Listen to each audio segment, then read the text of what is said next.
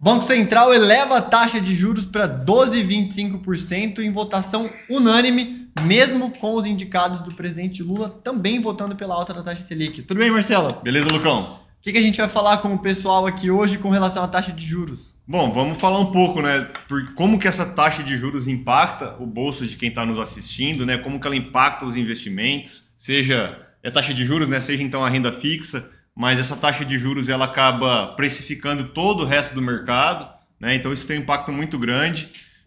Nem sempre é ruim a taxa de juros subir, né, em alguns momentos o fator de você ter um banco central, como você já disse, com autonomia, né, e isento de ruídos políticos, isso é muito bom para a população. Então, vamos explicar como que isso impacta o bolso de quem está nos assistindo, como que impacta a inflação e como acaba impactando outros ativos como bolsa e fundos imobiliários. Ou seja, impacta bastante coisa, né, Marcelo? Impacta bastante coisa. Você que ficar até o final do vídeo vai entender esse movimento da alta de taxa de juros, mas não esqueça, deixa o like no vídeo, se inscreve no canal para continuar assistindo conteúdos como esse e tá sempre bem informado e munido de informações para navegar aí todos os tipos de mares desse nosso oceano chamado mercado financeiro, né, Marcelo? Mercado de investimentos. E lembrando aqui, pessoal, que o nosso vídeo, ele não tem partido político, né? O partido nosso político é o seu bolso, é a inflação, né? É o prato do brasileiro, né? Então, vamos falar um pouco aí, Lucão. Pode começar com as perguntas. Válido sempre reafirmar que aqui a gente está na visão de quem está alocando recursos, né, Marcelo? Então, nosso objetivo é entender o que a gente pode agregar de valor de acordo com esse cenário econômico. A gente representa uma parte do que o pessoal chama de mercado, né, Lucas?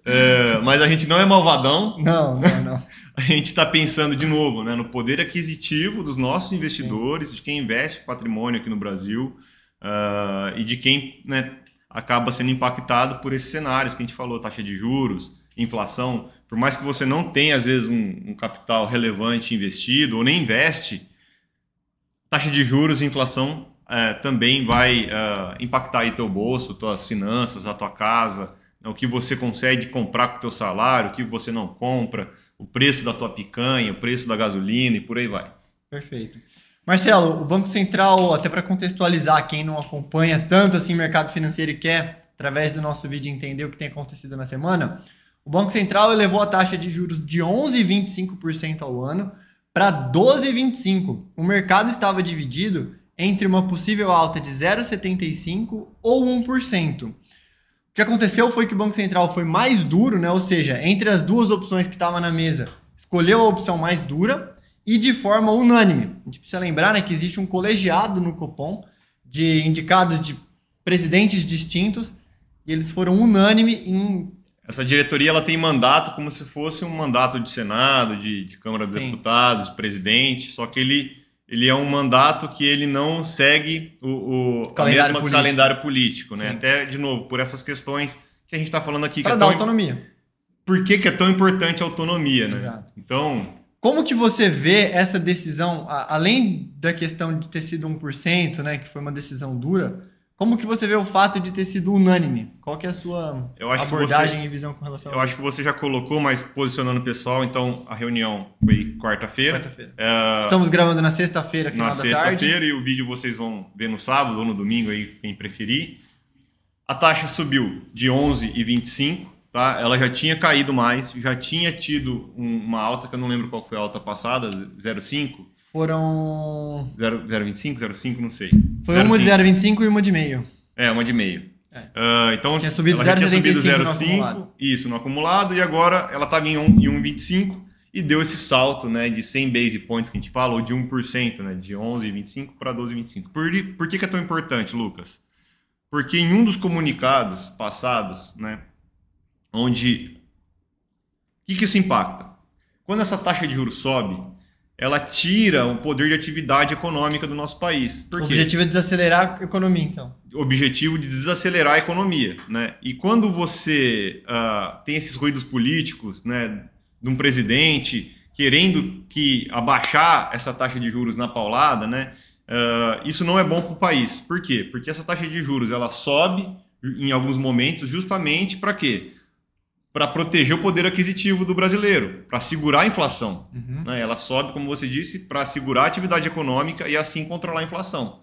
Então ela não tem o objetivo de só segurar a atividade econômica, que isso seria maléfico, né? Na verdade, ela segura por um tempo a atividade econômica para segurar a inflação. E por que é tão importante todos os diretores votarem no mesmo sentido? Porque em algumas reuniões atrás, né, a gente viu que os diretores indicados pelo governo atual, não sei se estavam sofrendo algum tipo de pressão, né, ou se é realmente um acaso, né, eles votaram todos para não subir a taxa e os outros diretores votaram para a gente subir a taxa de juros. Então, nesse cenário, o mercado reagiu muito mal, porque a taxa, de fato, ela precisava subir para segurar a inflação. Ou seja, já existe uma divisão entre o lado do governo que gasta e o Banco Central que tenta segurar nos juros. Naquele momento, o Banco Central também estava dividido, ou seja, era muito divisão, né? Hoje, pelo menos, parece que o Banco Central está todo mundo alinhado ali dentro, né? Eu acho que eles entenderam, né, Lucas, que, assim, indicados novos, né, ou não tão novos assim, mas alinhados com o governo, queriam que a atividade econômica fique forte para agradar quem os indicou, né? Mas isso, logo que eles tomaram essa decisão, né, de não ir para um colegiado que está ali pensando do mesmo jeito, né, a inflação e as expectativas do dólar subiu, a bolsa caiu, a desancoragem, né, que a gente fala do que a gente projeta de inflação e que vai ter de inflação, que o mercado projeta, que o governo projeta, isso tudo fez o quê? Com que esse momento tivesse um momento de muito estresse. E eu acho que todos os diretores acabaram entendendo que a gente realmente precisava subir e aqui a inflação está subindo, né, Lucas? Então talvez eles deveriam ter subido até mais no passado, né? Então, assim, essa é a minha visão. Então, essa decisão unânime, dá para a gente entender que hoje, na maneira que o Banco Central está atuando e o Copom, né, que é o colegiado, dá para dizer que nesse momento o Banco Central está atuando puramente por critérios técnicos. Acredito que sim, Lucas, acredito que sim. De novo, foi um choque, né? Eles aprenderam que votaram para não subir e precisava ter subido talvez mais, porque agora a gente está vendo que a gente precisou subir mais ainda, porque a inflação realmente estava pressionando, né? E eles olham núcleos, atividade econômica, indicadores de antecedência, eles têm muito mais dados que a gente tem na mão, né? E é isso. Com relação aos motivos, Marcelo, então se o Banco Central está agindo por critérios técnicos e eles estão todos falando a mesma língua ali dentro, os motivos, a gente teve um dado de inflação recentemente que elevou para mais de 4,80 a inflação acumulada nos últimos 12 meses. Você acha que então o Banco Central, para ele estar subindo agora, significa que ele está projetando mais altas nesse índice de inflação? Sim, até pela essa questão do fiscal aqui do nosso país, né? Ou seja, o governo ele está gastando mais do que deveria, né? Então ele está tendo déficit, tá? E esse déficit faz aumentar a dívida pública, aumentando a dívida pública faz o governo gastar mais com dívida, né? Com financeiro, com o seu tesouro. Esse gasto a mais com o tesouro ele faz com que as taxas de juros acabam subindo e é uma bola de neve, né, Lucas? Sim. Então, a nossa visão aqui é que essa taxa de juros, né, ela precisava então subir porque a gente tem uma meta de inflação e a nossa projeção de inflação já estava fora dos limites da meta. Então, a gente não é que nem a gente está fora da meta. A margem de segurança já foi toda comida. A meta 3,5, você falou de 4,80, a margem de segurança até 4,5, né? E estamos em 4,80, ou seja, a gente extrapolou a banda superior, a margem de segurança dessa inflação. Sim. Então, se a gente não tivesse essa alta da taxa de juros, já é interessante, né, Lucas? Porque a taxa de juros já está alta, né? E, historicamente não é uma taxa baixa, 11%, 12%. Porém, mesmo com a taxa alta, dado todo esse cenário que a gente está falando aqui de gastos do governo, né, a inflação ela está fugindo da meta. Então, a gente precisa de taxas mais altas ainda. E daí já traga à tona o quê? O remédio que a gente deveria ter, que é o governo segurar os gastos. Porque se com uma taxa de juros já alta, a inflação ainda está fora da meta, da banda superior da meta, o que sobra para a gente fazer é, né, sem penalizar a atividade econômica, segurar os gastos do governo, né? Então, a gente precisa desse arranjo fiscal que está todo mundo esperando, né? E ter até uma pegadinha. Até complementando aí o que você disse, né? O governo gasta mais, gera inflação, o Banco Central precisa subir taxa de juros para segurar a inflação, isso aumenta o gasto do governo. Trazendo em números, cada 1% de alta de taxa de juros que o Banco Central eleva tem mais ou menos ali 50 bilhões a mais de gasto. Ou seja, se não fizer esse ajuste, o Banco Central vai ter que, na contrapartida, subir juros e daí o ajuste vai precisar ser cada vez maior. Então, quanto antes fizer esse corte, né, da máquina pública, antes a gente resolve esse problema e começa a falar no inverso. Ou seja, redução de taxa de juros, redução do custo do governo com juros da dívida, e daí o círculo vira vicioso e não virtuoso e não vicioso como a gente tem hoje. É como se fosse um carro, né, Lucas, que está acelerando na estrada e para brecar esse carro cada vez está acelerando mais, eu precisasse de um freio cada vez mais potente. Bom, então como eu estava dizendo... a porta aqui, pessoal, voltando. Vamos lá. Então, como eu estava dizendo, é como se você precisasse de um freio cada vez mais forte para brecar esse carro. Sim. Então, o carro acelerando são os gastos do governo. E cada vez acelera mais fundo, né? E acelerando mais fundo, cada vez mais gastos. Né? E cada vez você precisa de um freio mais forte para brecar esse carro. Uhum. E esse freio forte é taxa de juros cada vez mais alta. E talvez essa taxa de juros cada vez mais alta faz o carro, às vezes, acelerar um pouquinho mais. Né? Porque vamos supor que esse freio é mais pesado, você colocou no carro, ele ajuda na aceleração de certa maneira. Então, é isso, a gente tem que controlar gastos. A gente está falando de taxa de juros e inflação, não tem outro jeito. Se não tem fatores externos, Lucas, a guerra não sei aonde fez o petróleo subir e isso foi o que despertou a nossa inflação, né? Então teve inflação de alimentos, combustível e por aí vai. Ou né? uma injeção do governo na economia por causa de uma pandemia, por exemplo, né? Que foi necessária essa injeção fiscal, né? Hoje a gente não vive um cenário de pandemia e ainda assim tem uma injeção fiscal muito grande. Mas olha que interessante, porque lá a gente estava a gente achou que a atividade econômica ia ser depreciada, né? Dada essa pandemia. Sim. Né? Então você precisou do remédio. Exato. Né? Na verdade, agora o que a gente está falando não temos nenhum motivo para gastar horrores. É igual na sua casa. Você acha que é saudável você ganhar 100 e gastar 120 todo mês? Não dá. Ah, mas eu tenho uma reserva. Ah, mas eu pego empréstimo no banco. Tá bom, mas esse empréstimo no banco vai cada vez ficar mais caro. Né? Porque você vai cada vez dever mais para o banco, cada vez você tem mais risco para o banco e o banco cada vez vai te emprestar dinheiro mais caro. Então, para o nosso país, para o governo, para o tesouro, é a mesma coisa. E o Lula, essa semana, precisou fazer alguns cuidados pessoais, né, da sua saúde. E ficou essa conversa, né? Pô, o Lula tava doente, a bolsa subiu, depois o Lula falou que ia voltar, a bolsa caiu. Será que tem alguma relação, Marcelo? O que a gente pode tirar desse burburinho aí do mercado? Bom, como a gente disse, a gente é um pedacinho do mercado, né? Então a gente pode falar aqui que o mercado enxerga. O mercado, ele, apesar de ruídos políticos falarem que o mercado é malvado, que o mercado é de direita, que o mercado ele quer pisar no pobre, etc. Mas não. Na verdade, o que o mercado ele faz é antecipar as expectativas de inflação, de dólar, de atividade econômica, né?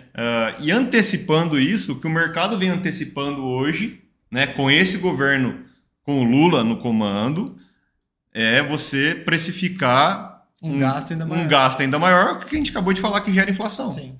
Então, e inflação tira o preço dos ativos, que a gente falou que a gente ia comentar um pouco, né? Então, quanto maior nossa inflação, maior essa taxa de juros, mais a bolsa vai sofrer, né? Mais barata a bolsa vai ficar, né?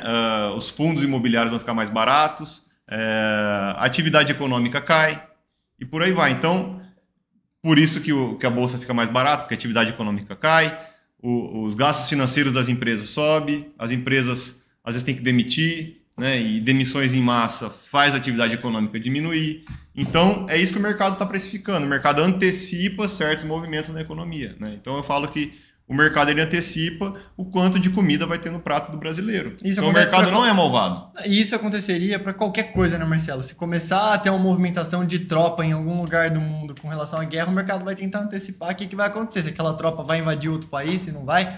Então isso serve para qualquer coisa. E com a saúde do presidente da República não seria diferente. Porque ele é um presidente que está gastando e o mercado antevê o quê? Que talvez o substituto dele seria um pouquinho mais moderado nesses gastos públicos, né? Ou uma eventual não tentativa de reeleição com um novo postulante um pouco mais também seria, exatamente.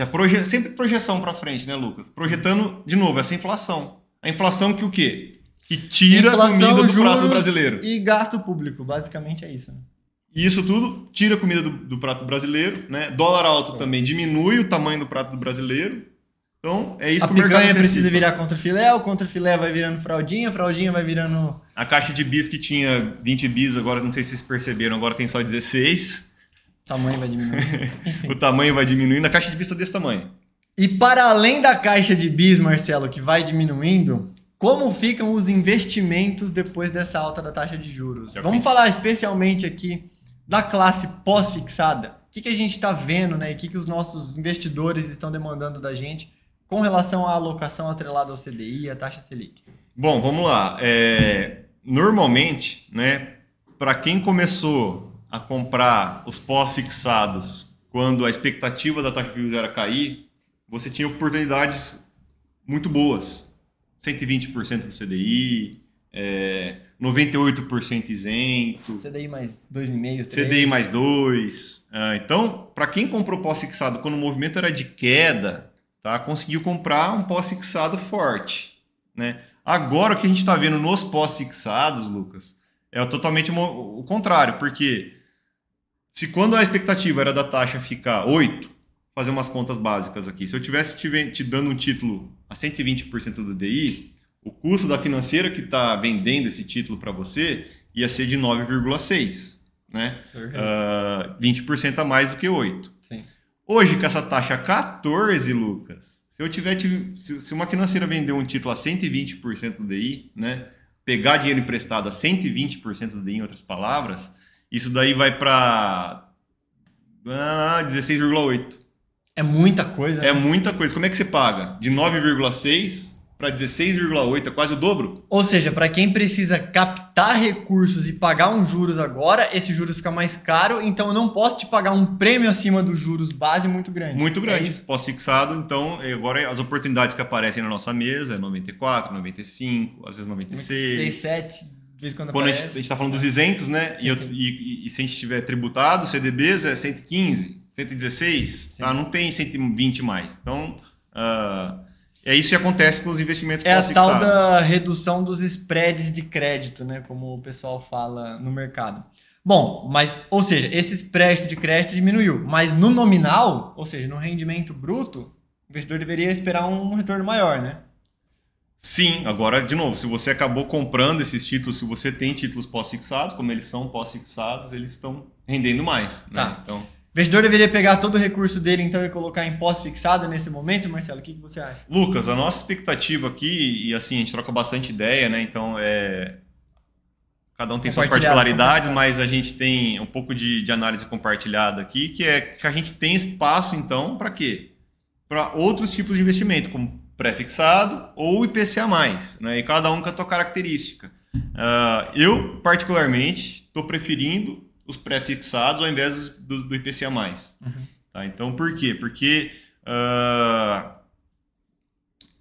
gente já está falando isso o vídeo inteiro. Estruturalmente, essa taxa de juros de 12 ou terminal de 14, né, que você falou, que o Banco Central já colocou na ata que ele antevê duas altas de mesma magnitude. Chegar a 14,25. Vai chegar a 14,25 e isso já é estruturalmente muito alto. Tá? Então, quais empresas que conseguem pagar 20% para pegar um empréstimo ao ano? Né? Então, isso já reduz muito a atividade econômica, já segura muito a inflação. Então, né, falando de investimentos, a gente acha que é um bom momento para comprar pré-fixado. Por quê? Porque a gente está perto de uma taxa de juros que incomoda demais a economia, o que faz aquele remédio que a gente falou que segura a inflação. Uhum. E daí essa taxa de juros volta a cair. Então, se hoje eu tenho a oportunidade de estar comprando um título isento a 13,5%, né, ou um tributado a 16,5%, tá? Estou chutando aqui valores na minha cabeça. Tá parecido, né? Se a gente tem essa oportunidade e essa taxa de juros ela tende a subir, mas como vai segurar a inflação depois que ela subir, ela tende a cair de novo, talvez seja um bom momento para comprar esses títulos pré-fixados. Né? Tá. Ou seja, o momento de alta de juros abre espaço para você. Eu estaria ganhando 8, 9. Agora eu ganho 12, 13, 14. Significa que eu tenho espaço para ter o mesmo rendimento em reais para alocar em outras classes de ativos e ter uma diversificação maior.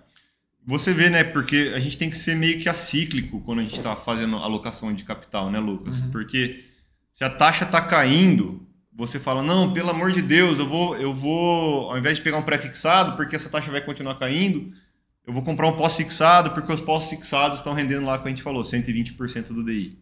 Né? E quando a taxa está subindo, você fala assim, eu não vou comprar pré-fixado, porque ela pode voltar a subir, mas tudo tem um ponto de equilíbrio onde vale a pena a gente ser acíclico.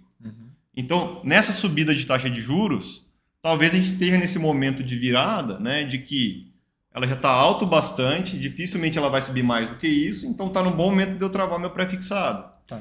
E quando ela está muito baixa, por mais que não pareça inteligente você comprar pós-fixado a 8, né, porque, sei lá, se tem um pré-fixado a 10 e um pós-fixado de 120 a 8 que está rendendo 9,6, está rendendo menos. Mas você tem que entender que em níveis de taxa de Selic de 8 aqui para o nosso Brasil, já é um nível muito baixo de taxa de Selic, abaixo da média histórica, e isso abre janelas, né, e possibilidades dessa taxa voltar a subir. Porque taxa baixa, atividade econômica alta, inflação alta e por aí vai.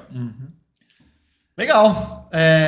Tem mais algum recado para passar para o pessoal com relação ao que aconteceu nessa semana? Ou o que o investidor deve ficar atento aí para os próximos dias e semana nos investimentos? Olha, não fique com medo de fazer essa alocação, né? Então, a gente tem um jeito de alocar em qualquer cenário, que a gente fala muito aqui, que é a diversificação, né? Então, a gente tem um pouquinho de cada desses investimentos. Pré-fixado não muito longo, né? Se a gente não comprar muita bolsa também, a bolsa está barata. Quer dizer que a bolsa está barata? Parece estar barata a bolsa. Mas não significa que amanhã ela vai estar no preço justo, né? Ela pode continuar a cair mais. E assim, normalmente a gente tem viradas políticas, né? Então, se um governo está fazendo a inflação subir muito, provavelmente esse governo não se reeleja. E daí, se entrar um outro governo, hoje o mundo está cíclico, né? Direita e esquerda está bem cíclico, a gente vê isso nos Estados Unidos, vem na França, vem em outros países. Alternância forte. Né? Alternância de poder, né? Então a gente pode ter uma alternância de poder aqui do próximo governo. A própria Argentina, para falar, às vezes fala, mas tá comparando com os Estados Unidos. A Argentina teve o Macri, depois teve um governo de esquerda novamente, né? O Fernandes, e agora teve um governo mais de direita ainda, ou seja, o pêndulo político ali bem forte. Né? Porque as pessoas vão vendo o que esse cara fez de bom e de ruim, o que esse cara pode fazer de bom, o que esse cara fez de ruim, e vão alternando o poder. Então, na minha visão não tenham medo, porque a gente pode estar num momento de virada, né? A nossa bolsa está de lado há muito tempo. Então, se você for pegar lá, antes da guerra da Ucrânia, ela tinha batido 135 mil pontos, 130 mil pontos, não sei, lá em 2021, 22, né? Comecinho de 22. Enfim. A guerra foi no começo de 22. Enfim, já estava 130 mil pontos, isso aí mergulhou por causa de inflação, cadeias produtivas e tudo mais, tirar a Rússia do sistema financeiro do SWIFT. Enfim, então, o nosso recado não fique com medo de alocar, tá? Não fique com medo de alocar em pré-fixado, porque é um bom momento. Tá? Historicamente, estamos em patamares, né, muito bons para comprar esse pré-fixado. Bolsa. Se a gente for olhar todos os indicadores, multiplicadores, a nossa bolsa está barata. A gente já falou disso no outro vídeo. A gente está num multiplicador de preço-lucro em torno de 11. Né? Historicamente, isso é 15. Então, a gente está ali, sei lá, 20% abaixo no preço histórico. O metro quadrado da bolsa, né? Eu costumo falar. Então, o metro quadrado da bolsa ele está 20% abaixo do seu valor histórico. E é um pouco disso. Então, combinar todas essas classes de investimentos, não agir com o coração, né? Então, normalmente, o investidor de direita, tá? O governo de esquerda, ele acha que quer vender tudo, colocar numa mala e sair correndo, né? Exatamente. E ao mesmo tempo que a gente já trabalhava quando o governo era de direita, quantos clientes de esquerda nos ligavam e falavam assim, Marcelo, estou preocupado com esse governo. Então, assim, e era o governo que fez a bolsa andar, né? Então, de novo, investimentos não é política, né? O mercado ele é apolítico.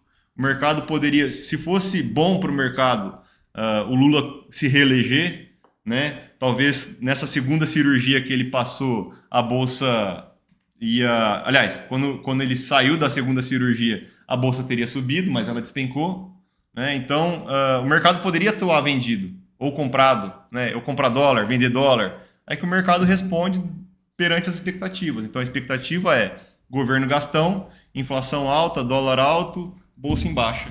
É isso. Né? Então, no final das contas, não podemos gastar mais do que a gente ganha. É isso, recado pra vida então, né, Marcelo? É difícil. Não só pro governo, pra vida. Se você tivesse impressora de dinheiro na mão, Lucas, é difícil, né, você não gastar o quanto você acha que você pode. Porque você é só imprimir, é só apertar um botão e imprimir, que você pode, né? Mas a gente não está numa ilha, né? O Brasil não é uma ilha, a gente tem relações comerciais com outros países. Pessoas optam por investir aqui ou investir lá fora e por aí vai. É isso aí, pessoal. Muito bom. Espero que vocês tenham gostado do vídeo, se atualizado com os últimos acontecimentos da economia e, claro, se preparado aí para esse finalzinho de ano que está chegando, 2025. Então, faça uma análise do seu perfil de investidor, converse com profissionais que possam te ajudar a fazer um diagnóstico correto do seu momento financeiro, dos seus objetivos e traçar a melhor alocação estratégica para você. Quem não se inscreveu no canal, corre aí, se inscreve aí, dá o like, compartilha com seus amigos, isso é muito importante. Divulgar a informação, né? Melhor ativo é sempre a boa informação. Pegando um jargão aqui de um colega nosso de mercado, do BTG. Então compartilha a boa informação. E é isso aí. Bom final de semana para vocês e bons investimentos. E um abraço, pessoal. Otimize seus investimentos. Com diversificação. Valeu. Tchau, tchau.